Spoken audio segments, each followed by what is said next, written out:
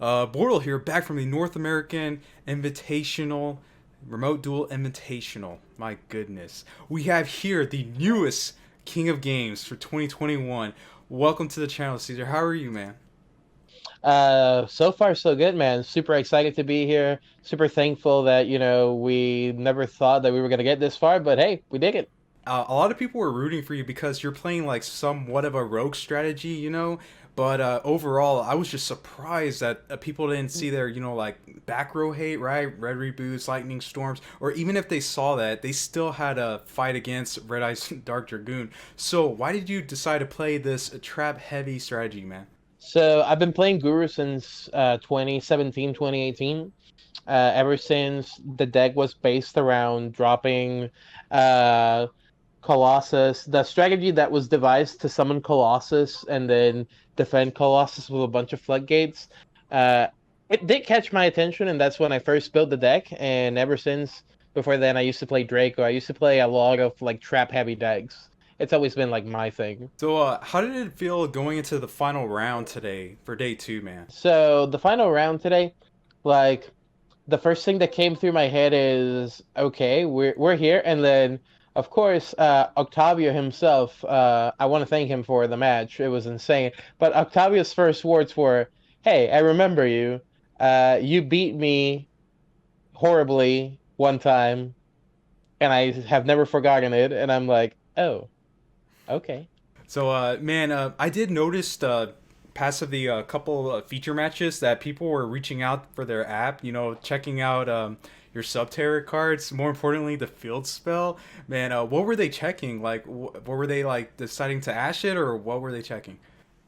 So in part, mainly if they could ash in. The other thing that they were actually checking is the second effect, which is a little less known. That when they declare an attack, you can just flip face down Subterra monster face up, and then you can negate the attack. Oh, that's the once per turn effect, right?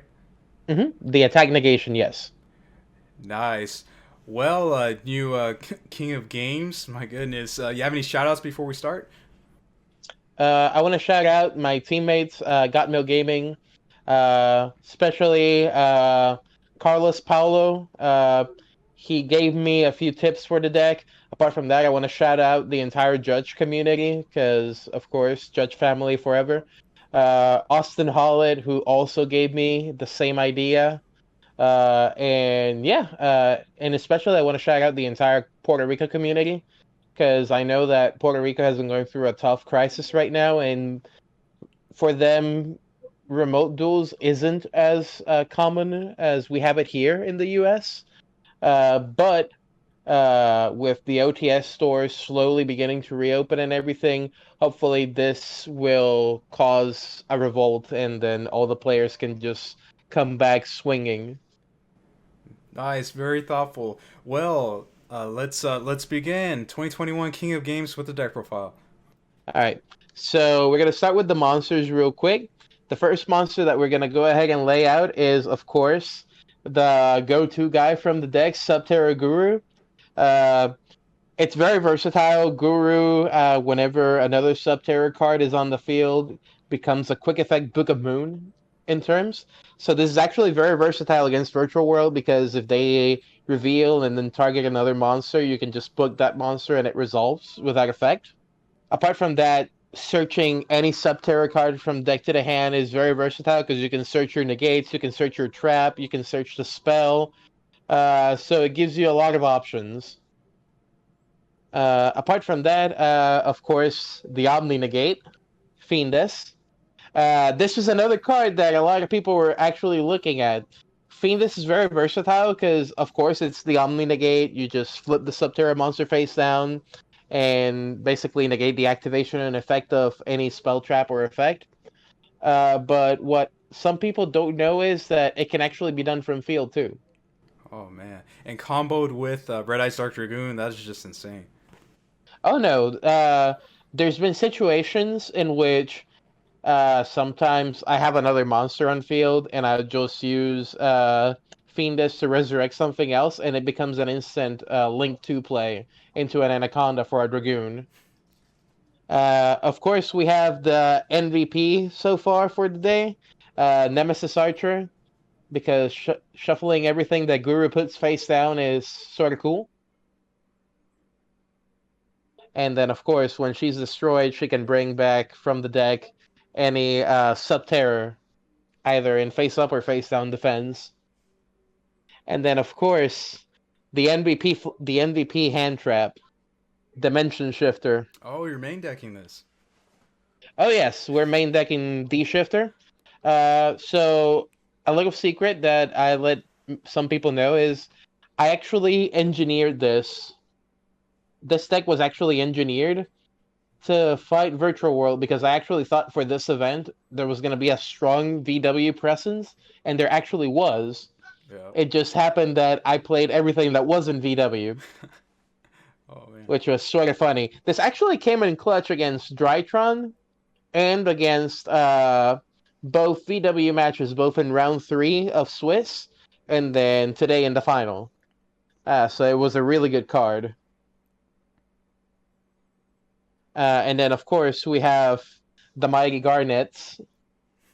One thing that really upset me this weekend, game 2 against Andres on Swiss, day 1. My opening hand was Red Ice Fusion, the 2 Garnets, and 2 other bricks, which kind of made me feel like we were back in Monarch format. Oh, so he did defeat you in Swiss? Yes, he did beat me in Swiss because I bricked game 2, and then game 3 I opened subpar. But it gave me a chance to actually study up the deck a little bit better, because since I didn't have any side for Drytron, I had to play a little bit differently against him. But it worked, and it did become a meme at some point where you see the picture of Guru and the floodgates equals you can't play. Oh man. Now we're going to go into the spells. Of course, we have the triple hidden city and the terraforming, which is just like running another fields card. Yeah, pretty much 4 copies there. Yeah, pretty much 4 copies of city. City is busted because it has the 3 separate effects. The first one is the Union Hanger type effect, which lets you add any Subterror monster from deck to hand. So it's very versatile. If you open Guru, you can just search the Fiendess right off the bat, and then Guru will search through the trap or something else. And then not only that, it gives the ability to flip face down to face up, so you can set the Guru and then still have the play for the Red Ice Fusion, and then just flip face up and get all your stuff ready. And then, of course, the attack negation, which does come up a little bit, but it's pretty nice to have. Of course, shout out to Dio Ayala for this, because my man Dio hooked me up right on time for this. 3 copies of Prosperity, MVP card of the weekend, because banishing 6 for Prosperity immediately means I get to see most of my deck. Between this and the dualities, you could see 10 cards on your deck, because Prosperity could give you a terraforming, or it could give you Hidden City, or it could give you Red Ice Fusion itself.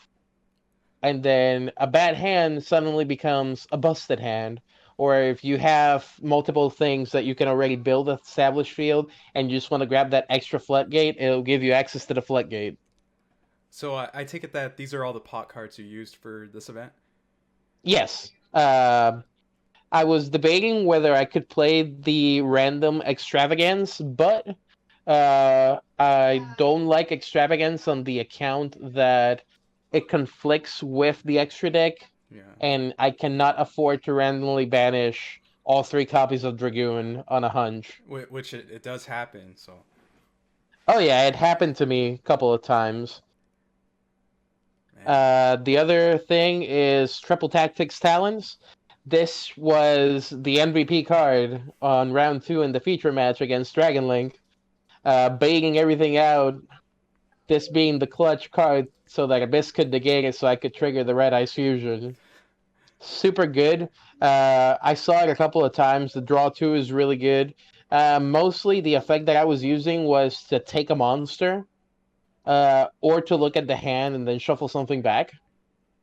Because taking one of their monsters and making it into an anaconda, or looking at their hand and crippling whatever they were going to play. Super good. Apart from that, your standard Book of Moon package. Uh, Most people play three. I didn't want to play three because I didn't want to like play a bunch of cards unnecessarily, and I didn't want this to be a dead draw. You want to see this as least as possible because the only thing that's going to be really good at is going to be VW to Book of Moon their monster, or to Book of Moon your own guru and then resolve Hidden City and do other things with it. And then, of course, the Subterror Cave Clash, which is a card that I just tested for this build. I hadn't really played this card before. I used to play Avarice on account that you could recycle your Dragoon materials and then just drop on the second Dragoon. Whoa, did you actually do that? I actually did that in the extravaganza against one of my teammates. I actually drew for turn the Avarice after he had Kaiju'd my Dragoon.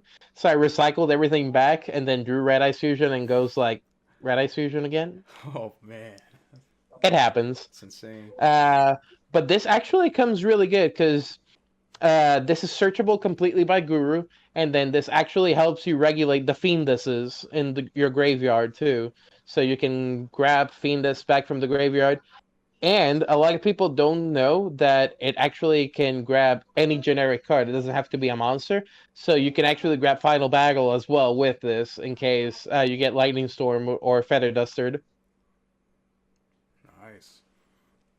And then, of course, the MVP clutch card of the weekend itself, the Red Ice Fusion.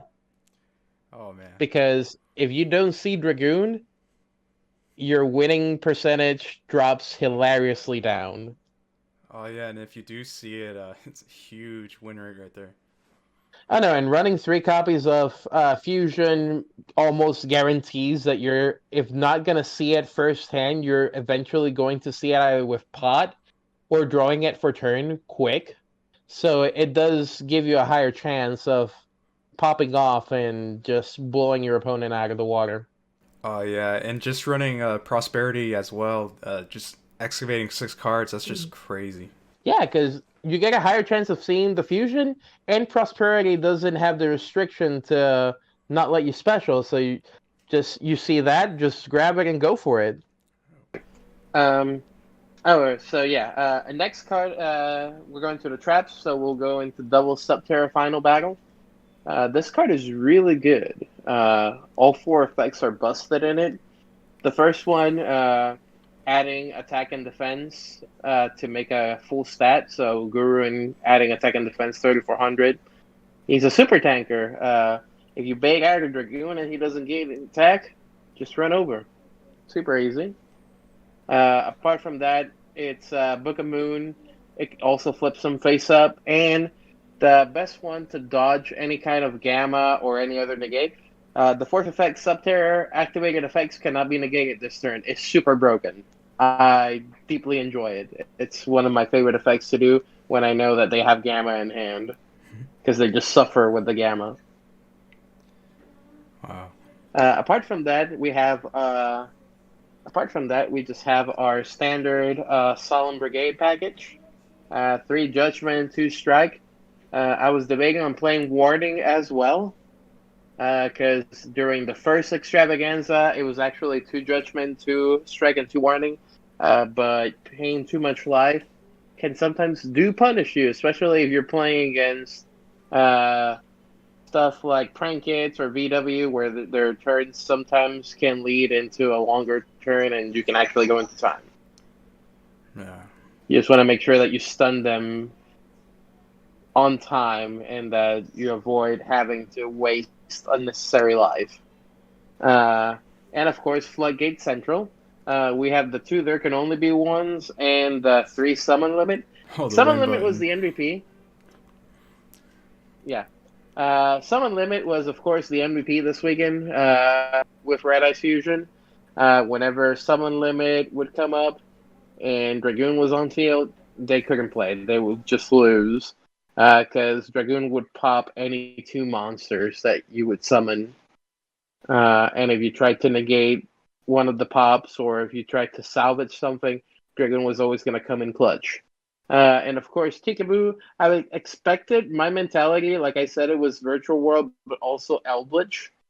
So this was more geared towards the Eldritch play, where as soon as they summon Golden Lord, or if they did the Conquistador Sanguine combo, just chain link 3, and sure, you'll get your Sanguine, you'll get your Golden Lord, and your Conk will just stay Conkin.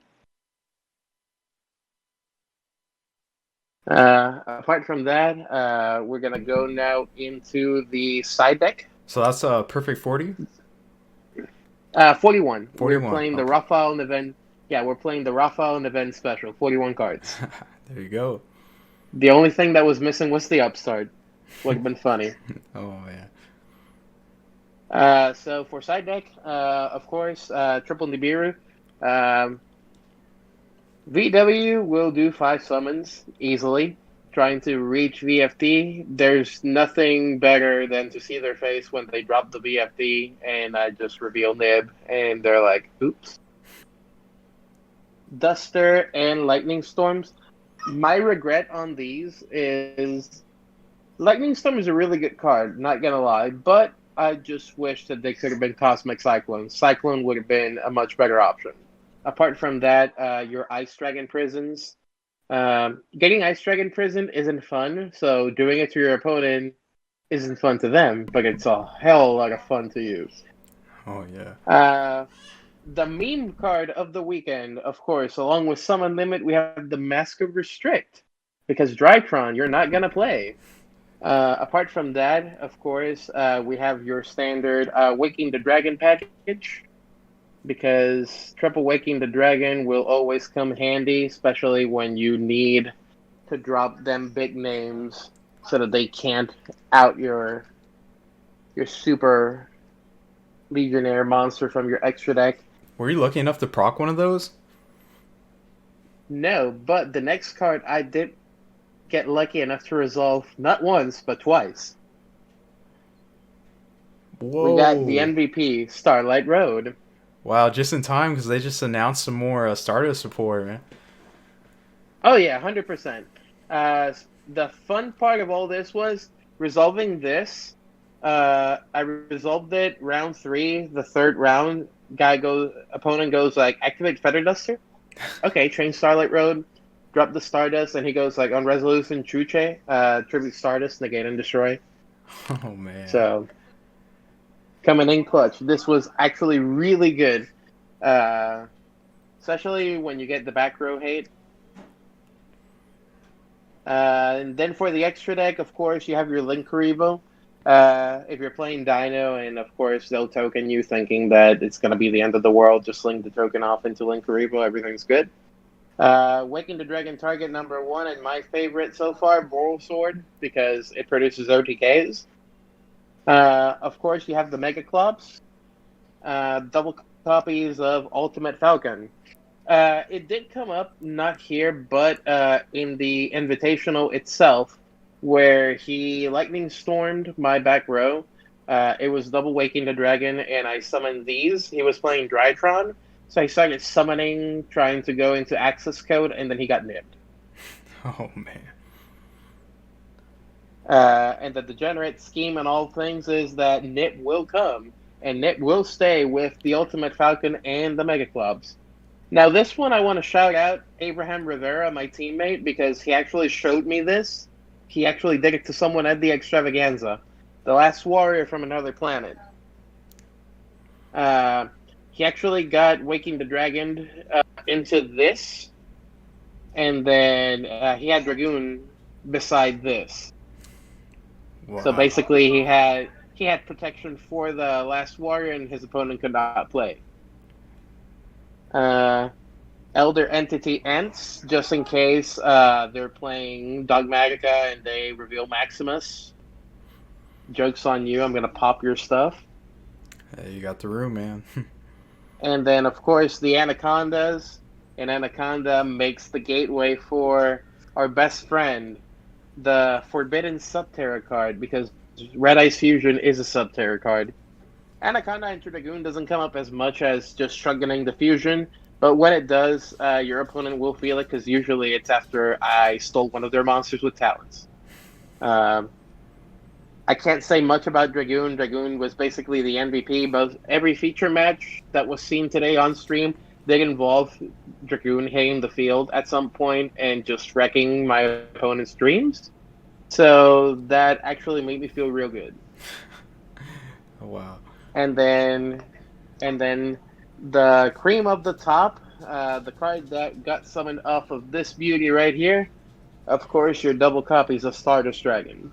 Nice. Ulti and Ghost. Man, the cool And they're thing about both your signed by Greg Abbey They're both himself. signed by Mr. Yusei Fuda himself. Nice. The cool thing about your extra deck is that off the bat, going first, like game ones and stuff, you have your pot of prosperity targets like right there because obviously you have no way to summon that stuff, so that's really really nice. Oh yeah. Man. So yeah, there you have it. Subterror deck profile, King of Games 2021. Man, any final thoughts, man? Um, I know that it became a butt of jokes in Zodiac Duelist. When you're on stream, it hits you completely different. I know that I said in the interview with Billy Break that it's not the deck, it's the player behind the deck. I stand by that. I know that I misplayed and I'm human. We all make mistakes.